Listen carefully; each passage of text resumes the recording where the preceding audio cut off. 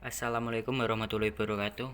Perkenalkan, nama saya Seva Kusumawardana, nomor absen 30 dari kelas 12 MIPA 6. Saya di sini akan mempresentasikan masa kepemimpinan B.J. Habibie. Kronologi B.J. Habibie diangkat menjadi presiden.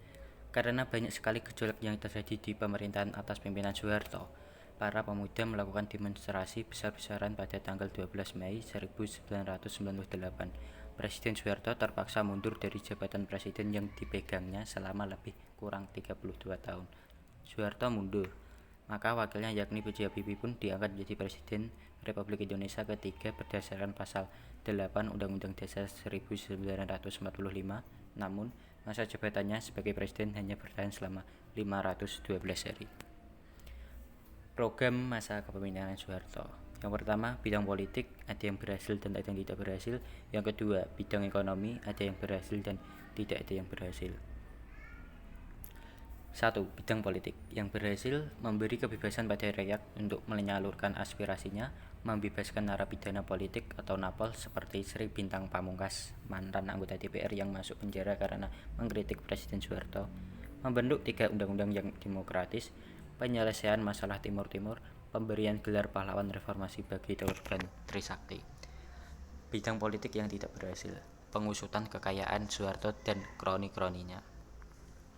Bidang ekonomi yang berhasil, menaikkan nilai tukar rupiah terhadap dolar hingga di bawah 10.000, membentuk lembaga pemantau dan penyelesaian masalah hutang luar negeri, mengesahkan UU Nomor 5 Tahun 1949 tentang larangan praktik monopoli dan persaingan yang tidak sehat, mengesahkan UU Nomor 8 Tahun 1999 tentang perlindungan konsumen. Bidang politik yang tidak berhasil, distribusi sembako terutama minyak goreng dan beras.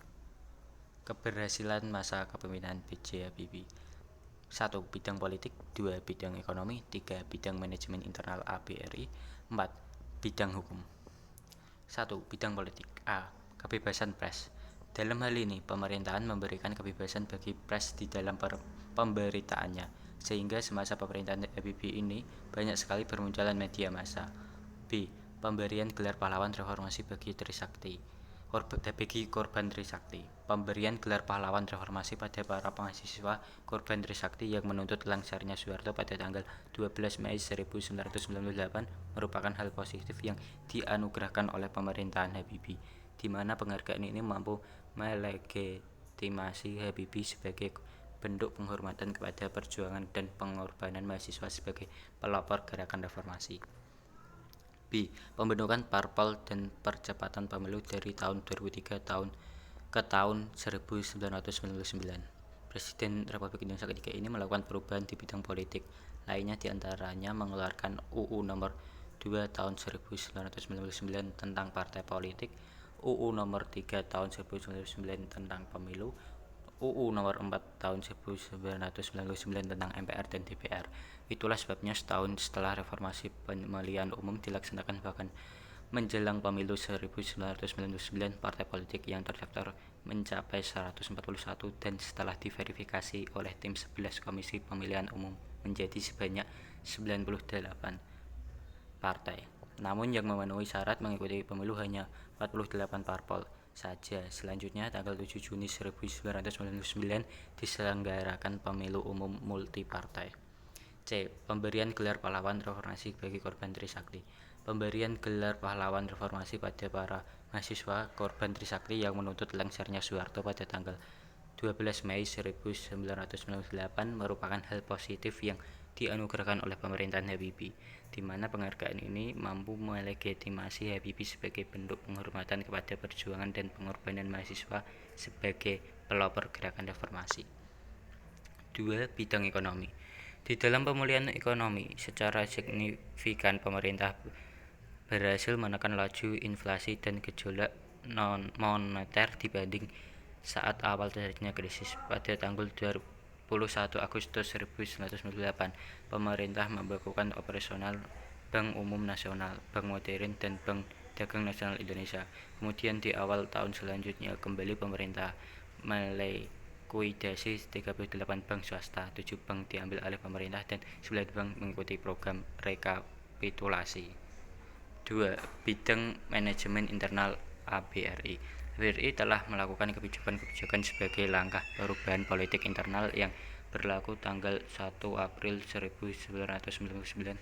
Kebijakan tersebut antara lain pemisahan Polri dan ABRI, perubahan stat sosial politik menjadi staf teritorial, likuidasi staf karyawan, pengurangan fraksi ABRI di DPRD 1-2, pemutusan hubungan organisatoris dengan Partai Golkar dan mengambil jarak yang sama dengan parpol yang ada. Kendala pada saat pemerintahan B.J. Habibie. Habibie memulai jabatannya dengan kepercayaan rendah dari aktivis mahasiswa, militer, sayap politik utama, investor luar negeri, dan perusahaan internasional. Kondisi saat Habibie memimpin perekonomian sedang dalam keadaan terpuruk. Inflasi ditargetkan 80% untuk 1 tahun berjalan. Indonesia sedang memasuki kekurangan panen akibat badai El Niño. Perusahaan besar seperti Simpati Air, PT Astra Internasional tidak beroperasi lagi. Nilai tukar rupiah berada di bawah 10.000 US dollar, bahkan mencapai level 15-17.000 US dollar atau 113 juta orang Indonesia. 56% dari penduduk Indonesia berada di bawah garis kemiskinan. Berakhirnya jabatan Habibie. Pada tanggal 14 Oktober 1999, Presiden Habibie menyampaikan pidato pertanggungjawabannya di depan sidang umum MPR, namun terjadi penolakan terhadap pertanggungjawaban Presiden karena pemerintahan Habibie dianggap sebagai bagian yang tidak terpisahkan dari rezim Orba. Kemudian pada tanggal 20 Oktober 1999, Ketua MPR Amin Rais menutup rapat paripurna sambil mengatakan, dengan demikian pertanggungjawaban Presiden B.J. Habibie ditolak. Pada hari yang sama, Presiden Habibie mengatakan bahwa dirinya mengundurkan diri dari pencalonan presiden. Sekian, terima kasih presentasi dari saya tentang masa pemerintahan B.J. Habibie. Bila ada salah kata mohon dimaafkan. Assalamualaikum warahmatullahi wabarakatuh.